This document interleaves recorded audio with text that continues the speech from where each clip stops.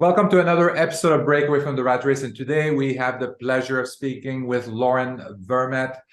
In 2022, Loren was on the fence about getting involved in real estate, but after a passing comment from a friend, he took the leap and purchased his first property with seller financing. And in 2022, he acquired an additional 29 properties, making significant strides towards his goal of leaving his W-2 job by mid-2023, which is approaching. So we're going to talk to Loren about that. How far is he going to achieve his goal? Loren is a firm believer in the power of mindset and consistent action, and is excited to share his story and help others overcome their fears and chase their dreams in the world of real estate. Loren, welcome to the show. Thanks for having me. I'm excited to be here. My pleasure. So yeah, this is great. We were talking a little bit before, and I like that. I mean, you just got started last year, and then you made, like, in 2022 you bought 19 properties, and now you have a goal of what only a few people are really dreaming about or think they can achieve, which is leaving your W-2 job. So tell me a little bit about kind of like how you went from like zero to one, and then 1 to 30. So yeah, the funny thing is that the transition from 0 to 1, I think, was far harder than the transition from 1 to 30. I had been wanting to get into real estate since 2020. My wife and my kids and I spent a lot of time hiking, and we really said we wanted to spend more time as a family doing that kind of thing. And 4 weeks of vacation wasn't going to allow us to have the lifestyle we wanted.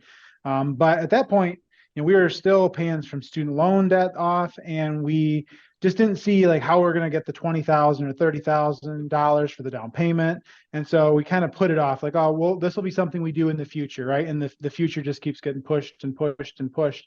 And I was at a bonfire with a friend in May of 21 and was talking about my ideas and things I wanted to accomplish someday. And he's like, if you find the right deal, we'll find the money, right? And that just set me off. And so between May of 21 and November of 21, I just went after, running as many deals as I could, networking, talking to people. I started cold calling, chasing down mobile home parks. I was interested in that at the time as well. Yeah. And eventually got to the point where I had made enough connections that somebody that was buying a large apartment complex had a triplex that they were willing to sell me with seller financing in order to get the cash to do some renovations on their big portfolio or their big rent multifamily that they're buying. And so not only did that come with the seller financing, which was really helpful, but also they'd been in the industry for a number of years and were willing to kind of mentor me along the way, give me their contractors, kind of give me some pointers. And it really just jump started my career into real estate. But it was, even then, it was a slam dunk deal. Seller financing. It was going to be a triplex. It was going to be cash flowing over $1,000 a month after it was all done. And I was still nervous to do it because there's just all the fear. What if I can't find contractors? What if all my tenants leave and I can't make the mortgage payments? And you just get stuck in your head of all the things that could happen, that you don't think about all the good things that could happen too.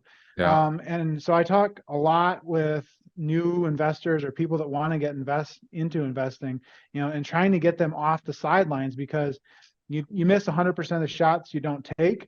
And if you're just constantly saying someday, and you don't put a line in the sand and say, I'm going to have something by X, it'll be 13 years down the road. And you'll be looking at stuff thinking, I wish I'd bought stuff 13 years ago. Look how cheap it was then versus the price of it now. Yeah. It's couple. I mean, you were obviously lucky. I mean, a lot of people that have done a few deals right now, they're looking at it and said, what? You got a triplex? You got seller financing? You got what? And you got some coaching? You hit the jackpot. And you were still hesitating, which is kind of interesting also. But I want to also emphasize the fact that, the 0 to 1 is actually a book that's called 0 to 1 also. You should look it up if you haven't read it. But it's really talking about that transition from 0 to 1 is the most difficult. because there's so much, so much unknown, so much fear. And then after that, things are a little bit easier. Doesn't mean they're easy, but it means it's a little bit easier. You have less unknown, Right. and then you kind of catch your stride and say, okay, yeah, I'm kind of warmed up. Kind of like running. You kind of like you warm up. It's very painful at the beginning, but then as you warm up and say, okay, yeah, I'm having fun here. Yeah, I think the other piece for me was that I was so worried about things that I didn't even have the right to worry about, right? I had no deal, I had no anything, and I was worried about how I was going to find contractors. And I think, Yeah. worry is one of the most useless emotions out there, because once you get to the point that you actually have to confront that problem, you don't worry about it anymore. You just figure out a solution to deal with it. And Yeah. so I was really concerned because it was a big talk. I live in the Raleigh area, a big talk of how we can't find contractors anywhere.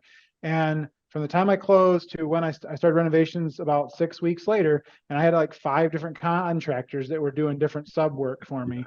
And on the first unit, I had each one doing a piece, and then I picked the one I liked the most. Yeah. And that guy is still doing a lot of my projects and a lot of my renovations to this day. Yeah. So tell me a little bit about kind of like how you were able to conquer these fears, conquer these obstacles to get that deal done, and then kind of like go to the next step.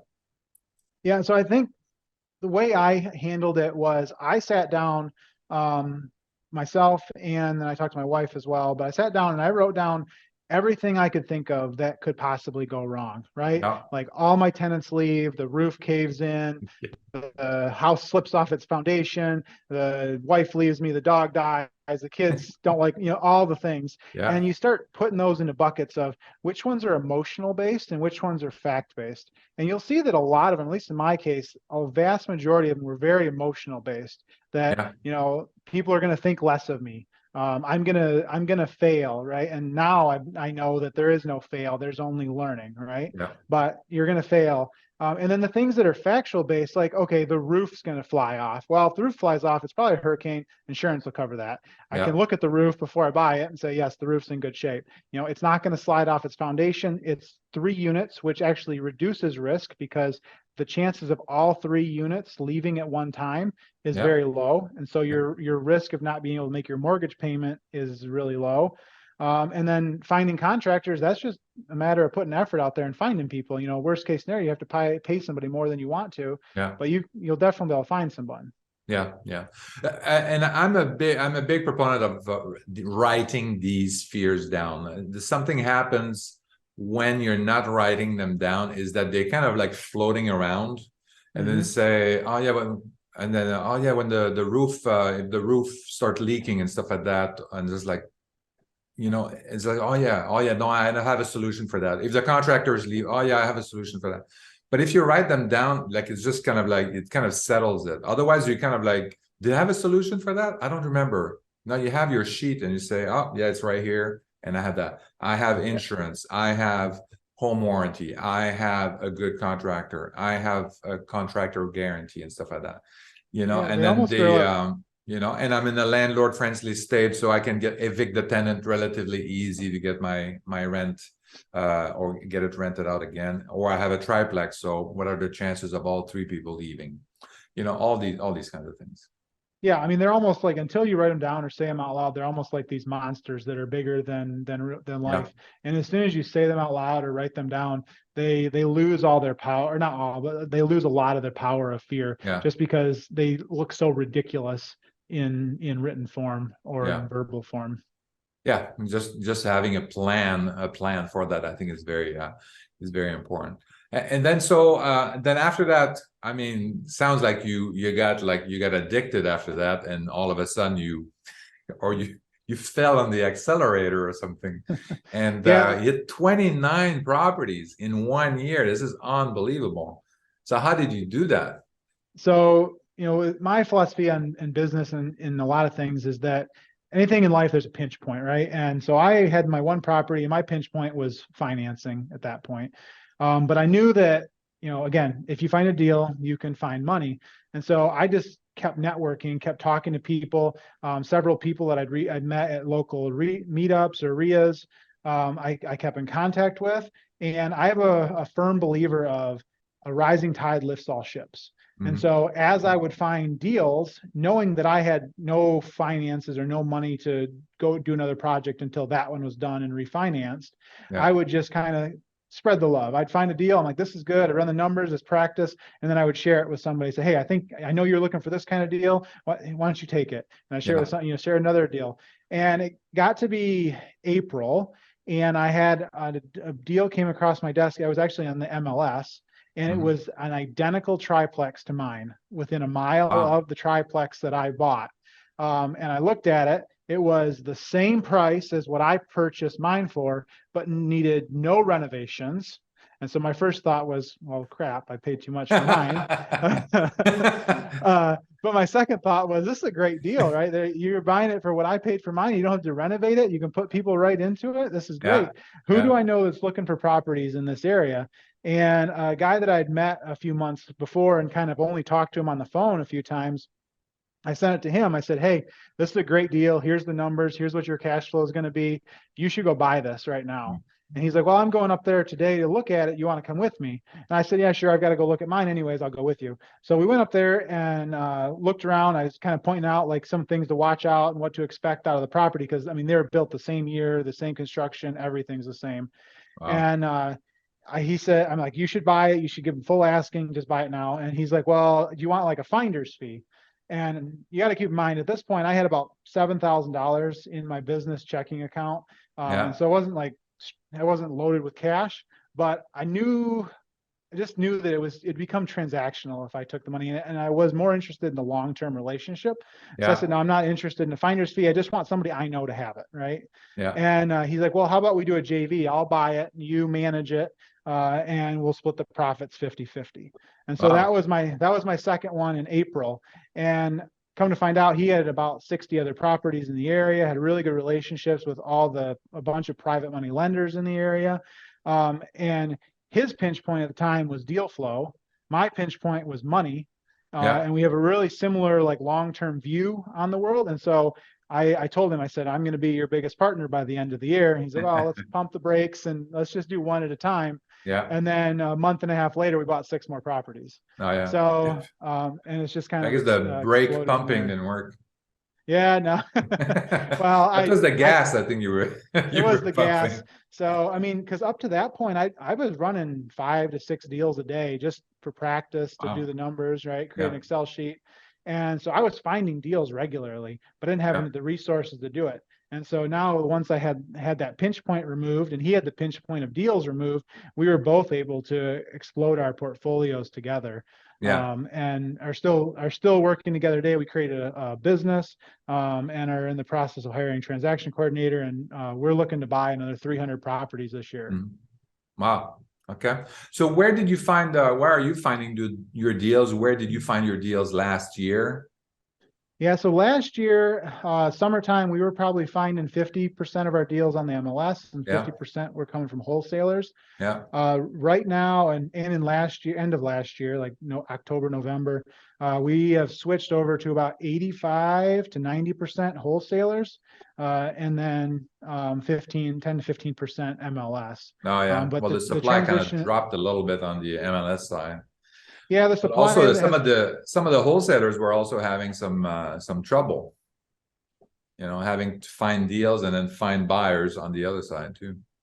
Yeah, we started seeing that too. I think we saw a lull in incoming deals in September, October, Yeah. because as the market softened, we didn't really see prices drop too much, but the days Yeah. on market was stretching out in our area. Yeah. And so we got more conservative on our buying, where we would have been purchasing That's stuff right. at 80% ARV. We dropped down to 70% ARV, purchase plus renovation.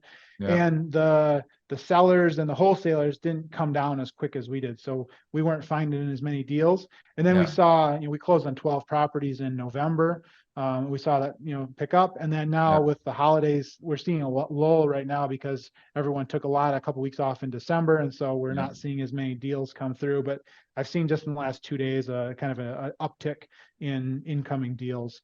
But moving forward, we're going to be leveraging wholesalers pretty heavily, and not just like random wholesalers, but we have a couple wholesalers that we have Yeah. really good relationships with, and they'll bring us deals, before they even get them under contract, and we'll run numbers for them, and this is what we'll offer for you, and they Oh, give us that's first nice. shot at it. Yeah.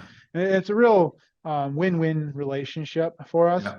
And then we're also going to spend more time doing some direct to seller communication and trying to pick up some stuff there, just Yeah. because with the volume that we want to purchase, we need to have our deal funnel really primed and having a lot of leads come in. Yeah. Otherwise, we'll never get to our goals. Yeah, I mean, we still do a lot of source our deals a lot from MLS. So 50% is still coming from MLS. Some wholesalers, about a quarter from wholesalers, and then we have good relationship with realtors.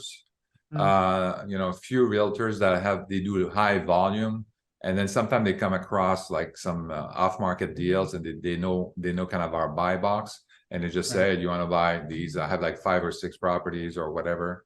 And then we just buy them off, because for them it's like, yeah, I could go and put them on the system and go take pictures and stuff like that, and but so you want them, it's so much easier. I'm just gonna Right. sell them to us, and Right. he makes his commission, and he makes the full commission, or they make the full commission, so it's good for them, good for us. So yeah, so that's Yeah. kind of how we source our deals, and that the mix hasn't changed too much. It's still pretty much the same. But Okay. we react on MLS. We react very quickly. So I have an acquisition team, and I mean, as soon as they see, like every day, as soon as something pops up, I mean, they're on it. They analyze it, and then they send an offer if it's worth it, like right away. So within Yeah, and 24 that's where hours. we're at too. We're at the two stages, right? Where we are chasing the stuff that just hits, and then we're chasing the stuff that's been on for 187 days or Yeah. whatever, Okay. just to see if they're interested in coming down. Yeah. Because a lot of Which times market they'll are you be, in? so we play in the sub markets on the east side of Raleigh. Okay. So Wilson, Rocky Mount, Lewisburg, Smithfield, Fayetteville. So if Okay. you drew kind of a crescent moon Yeah. around the east side of Raleigh. So. Okay, that's cool. So right now, are you still partnering with that guy on the portfolio, or you okay? So you basically created like a joint venture, and then you're building that portfolio Yeah, together. so we created a joint venture for the first property, and then when we went and bought those 6 properties, a month and a half later, then we created an actual partnership Okay. where we 50-50. And then we split tasks, like he's responsible for lender relations. Yeah. I handle property management, asset management, a lot of the acquisitions, and then we kind of split tasks based on geography Yeah. of the renovations. Okay. And if we have 3 different renovation crews, and so I'm responsible for 2 and he's responsible for 1. It's more geography based than anything right now. Okay. Wow. So what do you think your success, the reason for your success was? I put a lot of it, and there's no special sauce. It's just consistent daily action Yeah. of figuring out where you want to go. My goal in 21 in May was I will have 1 rental property by the end of 21, right? And so what did I do to get there? I figured out what my market was going to be. I was kind of between 2 markets and ended up picking 1. And the reason I did that was because you have to hone in on something. A lot of new people think, oh, I've got to look at everything. That way I have the most options, the most deals to look at, and I have the most Yeah. chance of finding some. But if you do that, you never become really focused in and good at any one market. That's Right. right. And so I picked a specific market, and I set up a Zillow automated thing that sent me deals every day. And for the first few months, all I did was run deals. Even Yeah. if it was like, oh, I know this is not a deal, I'm going to run the numbers anyways, because I want those reps. I want time Yeah. under the bar. Yeah. And then I also picked what kind of properties I was looking for. It wasn't like, oh, I'm looking at multifamily. I'm a big multifamily. I'm looking at storage units. I'm looking at mobile home parks. I'm looking at small multifamily, single family. Like when I started out, I was looking for small multifamily properties. So 2 to 4 units that needed $5,000 to $10,000 worth of work per unit. Yeah. And we're in that specific market. And when you are that hyper focused on that niche in that market, like you become really adept at seeing a deal. And within 30 seconds in that market, I can say, yes, this is a deal, or no, this is not a deal. Or at least, Yeah. yes, I need to look at this further, or no, this isn't even worth my time. Right. Yeah. And so that's what I always tell everybody when they're getting started. Like, it doesn't matter what you pick. Like, you can make money in any aspect of real estate, but just pick something and pick Yeah. some place and focus on it for 6 to 8 weeks, because you're going to become so much better at that than you ever will if you try to focus on everything everywhere. Yeah, I totally agree. I think this is and this, I talk a lot about that in my book also, about, like, people having the shiny object syndrome. Like, they see something and then they try it out a little bit, they look at some deals, they don't pull the trigger, and then they say, oh yeah, and then they go into a meetup and say, oh, this guy's doing like a mobile home park. So okay, oh yeah, maybe I'll look at mobile home park for the couple of days. And then I said, oh, somebody's doing storage, self-storage, somebody's doing this, somebody's doing this. Like, you pick one. There's all these different things that you can make money at, and everybody's making money at anything. What you have to pick something that makes sense for you. And I think part of it is the market that you want to be in. And then the other part of it is the resources that you have available. How much time do you have and how much money do you have? And that's going to kind of like define where you want to be. And So I mean, I like 100% of what you're saying, and this is really, the reason, I think, for your, one of the big reasons for your success, besides taking action, is really focusing and staying on with something for a very good period of time. And if you make money at it, then just refine it. Don't go and say, oh yeah, well, this guy's making more money than me, so I'm gonna go and chase that now. I'm just, right. no, refine what you have, tweak what you have. Maybe you didn't buy right, maybe tweak your scope, maybe you spend too much money on rehab, but kind of tweak that model, see if you can, if people can actually make more money at it, if this is the goal that they're trying to do, or if it's more passive income and stuff like that. Yeah, I mean, one of my fears when I started out was that I would pick the wrong thing and Yeah, then I would fail because of that. And yeah, just because I'm saying like you need to pick something and stick with it, that doesn't mean that like you're going to pick that and you're going to be with it until you're, yeah, 77, right? And you can never change. yeah, But you need to pick it and stay with it long enough to learn it well enough to yeah, know whether it fits how you want to live your life or yeah, not, yeah, right? Because you might do something, get into something like, I want to do, I don't know, mobile home parks. I'll just make an example, right? And you spend 6 months learning that market and trying to get in there. And then you realize that, like, longer term, my life, I want to spend much more passively. I want to do other things. And this doesn't fit that lifestyle. But at yeah, least you have the knowledge base to make that decision. You yeah. don't have that after looking at something for a week or after reading 4 forum posts. Yeah, yeah, I agree. So can you talk about the importance of networking and building relationship in the real estate industry? Yeah, I mean, I don't know if there's anything quite as powerful as networking. Um, what we were talking about just a second ago of making sure you're focusing in on the right area and picking the right niche. A lot of that has to do with who do you know that's doing those things. You know, it's funny, in school we were always taught don't plagiarize, right? Yeah. It's bad to plagiarize. And in business, the best thing you can do is find someone that's successful and copy the crap out of them, Yeah, right?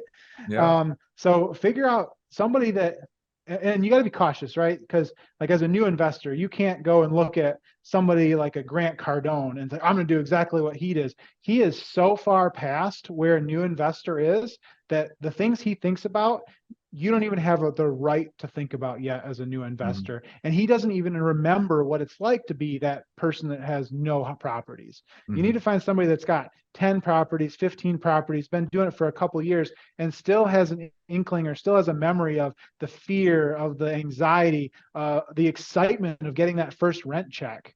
I'll never forget the excitement of just getting that first rent check that was going to cover the mortgage for the first month. Mhm. Those things you kind of forget as you go on. But from a networking standpoint, start building out your network, because you're going to have issues. And when this goes back to the fear, you are afraid of things that you are unknown, right? Yeah, You don't know how to find a contractor. You don't know how to deal with a foundation issue. Well, there are all those people that you meet in the local meetups or online or on, wherever.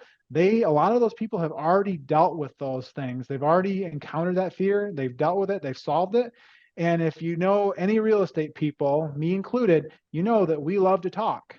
So all you have to do is find them and say, hey, I have this problem. This is what's going on. Does anybody have this? How did you solve it? And just Mhm. have a conversation. They'll be more than willing to help, Yeah. if they're any kind of quality person, right?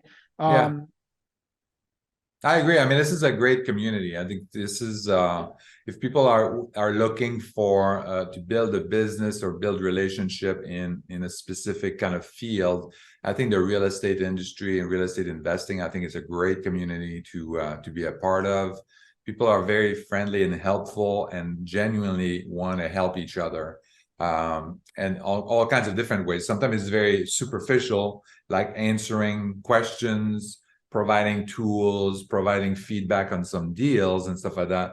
But sometimes much more in depth, like what you have with your partner in real estate, like someone that says, well, I have already 60 properties and I have a network of private money lenders and all of that kind of stuff. And then you're good at finding deals. So maybe we can join forces and all that kind of stuff. So then you can build even a stronger relationship in there. But that's what I found is like this community is great for that. It's a great community to be a part of, and people are genuinely trying to help each other and build something together. You mentioned earlier too that that you were kind of like part of the philosophy that the when the water rises, all boats rise and stuff like that. So I'm kind of like the world of abundance. And yep. yeah, so I totally agree with that philosophy about. I haven't all the years I've been doing real estate, I haven't competed with anybody. I've only partnered with people, and so that's been great. It's a lot of fun to be in a community like that.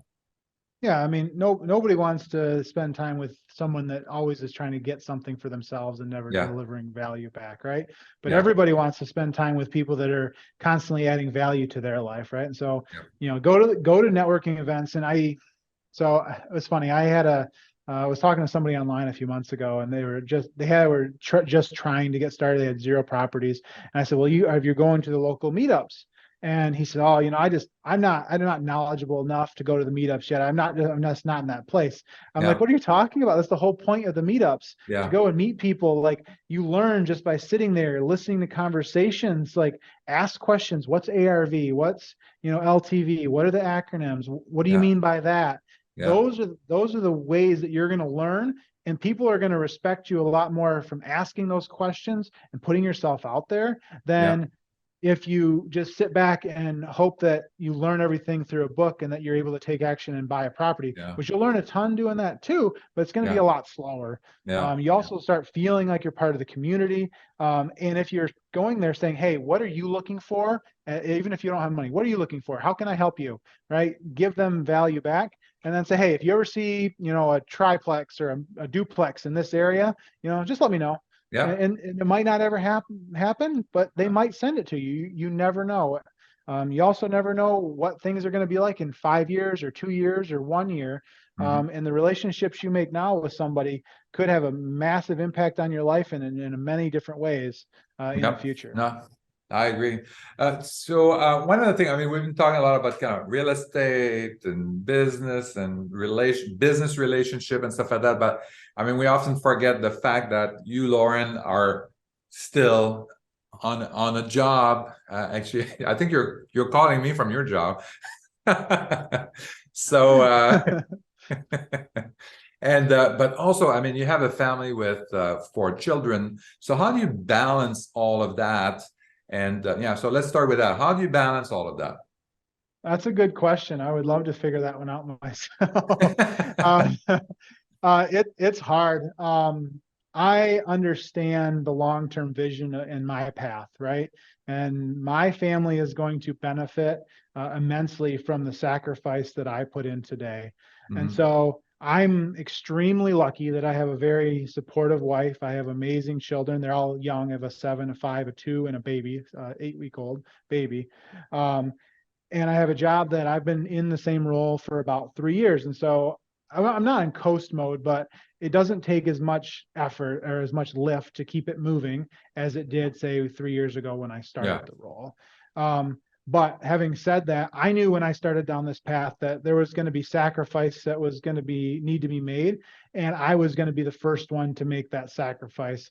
And Mhm. so I don't really go out and hang out with friends besides people that are in real estate. I'm usually up at 4 or 5 in the morning to get a workout in and start doing real estate stuff. Yeah. I've been trying to do a better job of getting all my stuff done by 5 o'clock at night so I can spend the time with my family. But Yeah. there are nights that I have to go to real estate meetings, or I have to go meet lenders, or do things like that. Yeah. And it's challenging when you're basically working 2 full-time jobs plus have a family. Yeah. But the benefit long term or even midterm, I mean, talking 1 to 2 years down the road, far outweigh any of the little bit of gripes of lack of sleep or things of that nature that you might have in the short term. Yeah. Yeah. And then of course now you're planning to, quit your job. Be quiet because they might hear you. They might hear you say that. But this year. So how do you how do you make this calculation? Like how do you figure out that in June, like I'm thinking around June, July, I'm gonna quit my job and stuff like that. So how do you figure that out? Because there are a lot of people that want to do that, obviously, and then they're making a lot of money at their job. They're addicted to their W-2 salary, and and that's fine. But then build a passive income and stuff like that. But how do you figure out for yourself, kind of like what is the right time, and how do you know that this is the right time to do it, and how do you plan for it? Yeah, I mean, timing's still a question on when exactly it's going to happen. First and foremost, it's definitely a strong conversation with my wife. My wife stays home. She does an amazing job, watches all 4 of our kids, homeschools them as well. And so I have to do things that are going to make her comfortable as well. Yeah, And the other side of that, at some point, one thing being the W-2 is going to inhibit the growth of the other thing, which is the business, yeah, right? And so we got to figure out how to find a balance of when that's going to happen and when the business is going to be paying enough to leave the W-2 job.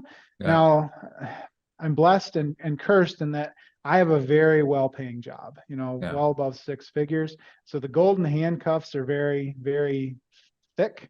yeah. Um, and honestly, if I was making $30,000, $40,000 a year, it would be a much easier Oh yeah, transition out, right? But because the golden handcuffs are so thick and every year they give me a little bit more money, it just kind of pushes that out and makes it a much harder conversation because you're leaving the stability of a W. And I put it in parentheses like that or quotations like that because my whole mindset shifted in 2020 when I was coming to the office 5 days a week. And then overnight, I went to full virtual, full remote position, right? yeah, And I said, wow, if they can make a decision, I mean, I understand COVID was going on, but if they can make a decision that tomorrow you work full time from home when you've been yeah, working from the office for years, like they could also decide tomorrow that your position is no longer needed. So yeah. is that secure paycheck that we 100% rely on as secure as you really think it is? Mhm. Not really, no. And so then the next question is, okay, so I buy rental properties and I have certain people that don't believe in the vision of what I'm trying to do. They're like, well, you're buying so many properties. Is it safe? And my Yeah, response is every property I buy reduces my risk because yeah, every property I buy increases the chance or it decreases the ratio of some tenant leaves, to my bottom line. yeah. So it's really not only a conversation on risk reward, but there's a big emotional component with my spouse, and honestly, there's a big component with my business partner as well because he wants me full time in the business so we can Yeah. grow and hit our potential. But at the end of the day, I'm fully responsible for the lives and well being of my 4 children and my wife, and that's who I've got to take care of. Um, Yeah. but then you have to trade off the short term versus the long term, right? Mhm. How much short term pain can we endure? Because I know that there's no ceiling with my business, but there's no floor. And with the Mhm. W-2, there's definitely a floor, but there's definitely no floor, but there is definitely a ceiling, right? Mhm. So Well, there's the you're same making that. floor on the W2. It's Yeah, exactly. You're locked into this little box. And with the business, everything's open. You could run exactly. it to the ground or run it to the moon. Yeah. Yeah. But I mean, we bought 29 properties in 2022, and that was, with me having less than a year of experience. Yeah. And so every day I'm learning, every day I'm getting better. At some point, there's going to need to be a leap of faith that I am good enough and that I have things in the right position, that it just goes back to fear. How much of those fears are emotional, and many of those things are actually legitimate fears, and what plans can we put in place in order to mitigate those as far as possible? Yeah. Yeah. Yeah, I wanted to touch on the gig economy or working from home too, stuff like that. I mean, a lot of people kind of like took, they really enjoyed working from home. Some of them didn't, some of them did.